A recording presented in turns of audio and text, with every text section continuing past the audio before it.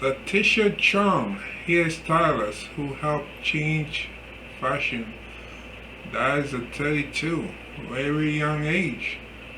In work seen among other places on the cover of Vogue, she was part of a vanguard of black talent that altered an industry and expanded the canon of beauty.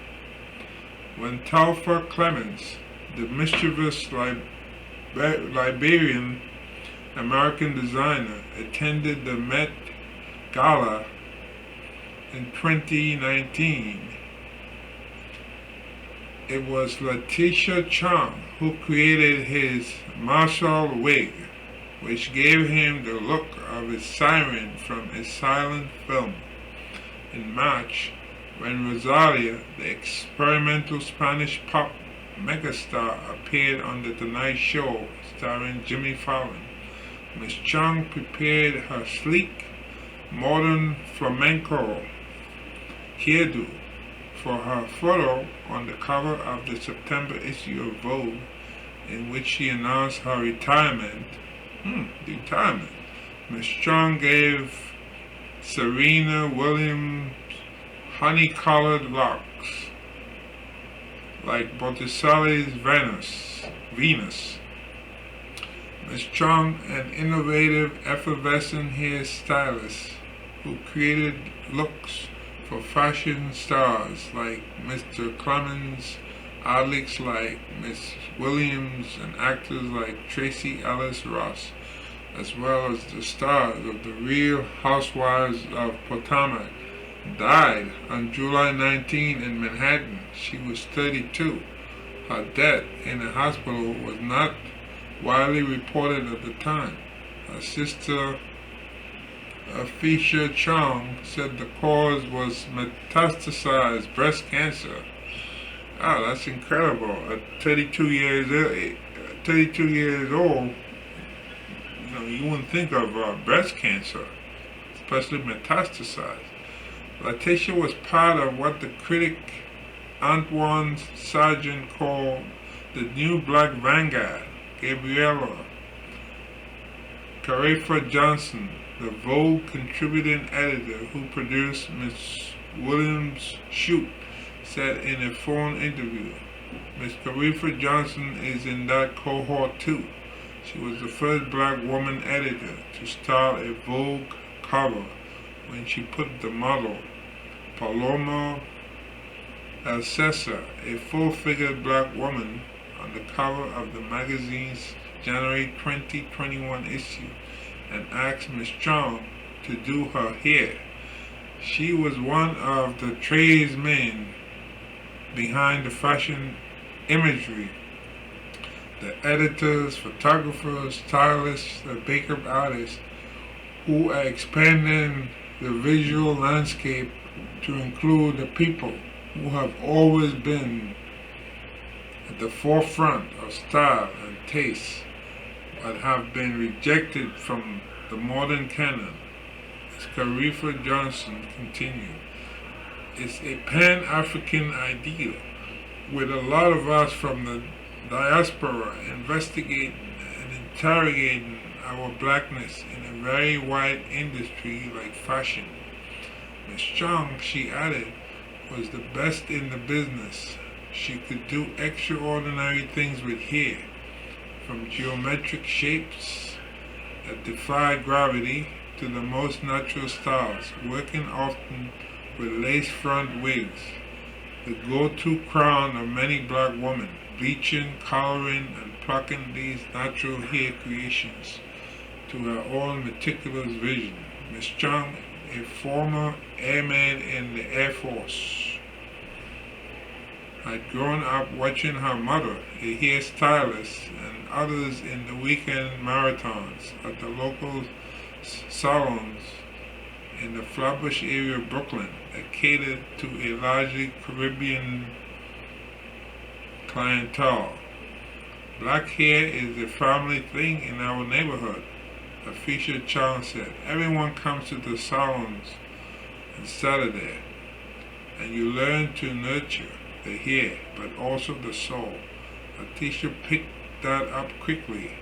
Latisha Simone Chong was born on January 23, 1990 in San Fernando, the city in Trinidad and Tobago, one of three daughters of Garrick Chong, who worked in construction, and Darlene Vincent, who was a homemaker at the time. When Latisha was 6, she and her sisters moved with their mother, who had separated from their father, to Flatbush, where she worked as a home health aide and on weekends as a hair stylist. By age 10, Latisha was helping out at the salon, sweeping the floors. She eventually worked her way up. Miss Chong could do extraordinary things with hair, styling gravity-defying geometric shapes, as well more natural looks. The photographer Thuan Tran was among those who received the Chong treatment. Sebastian Jimenez. Miss Chong was 19 when she joined the Air Force, a move that surprised her family.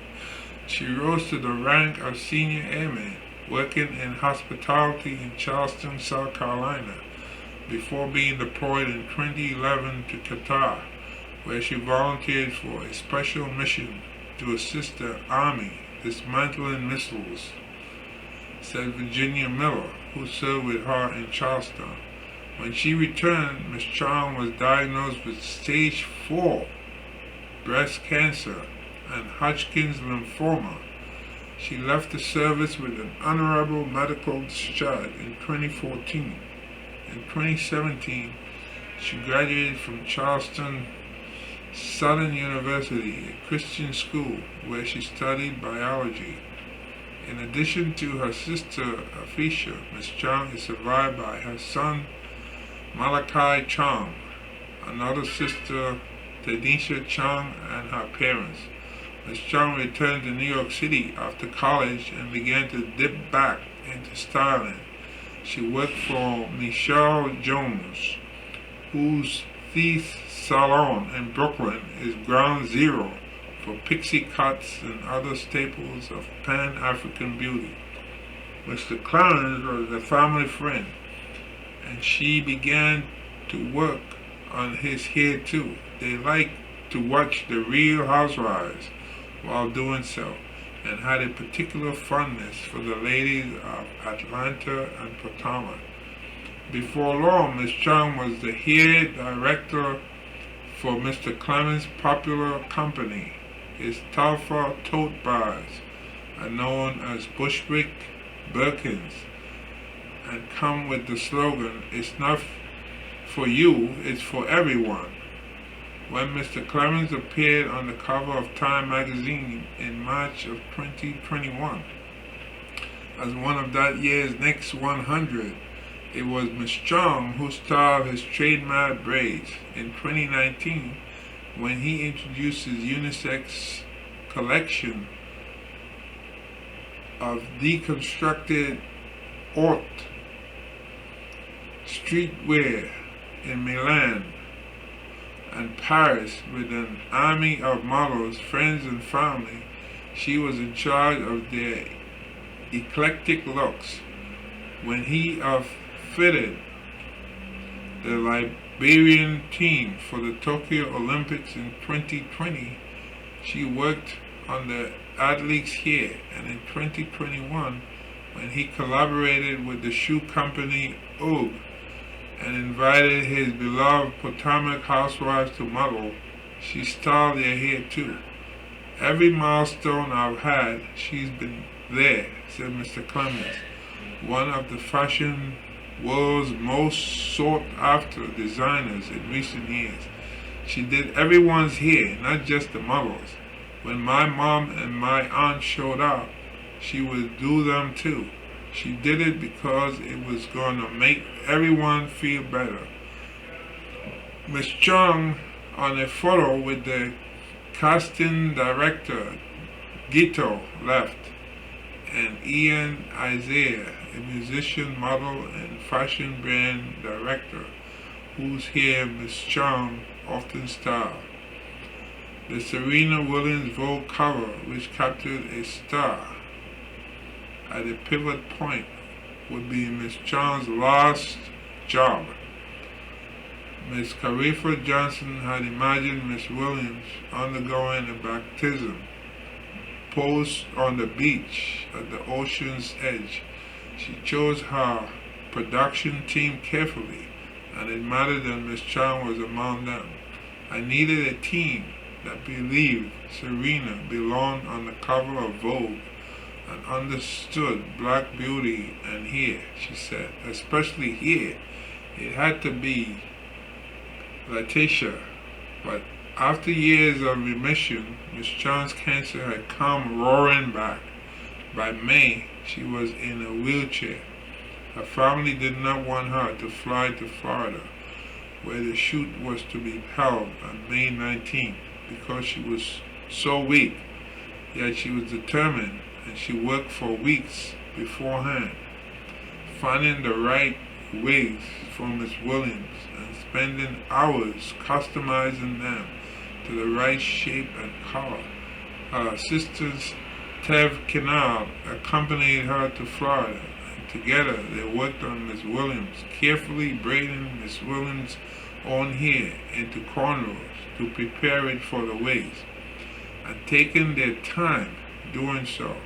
Miss Chong was typically fastidious.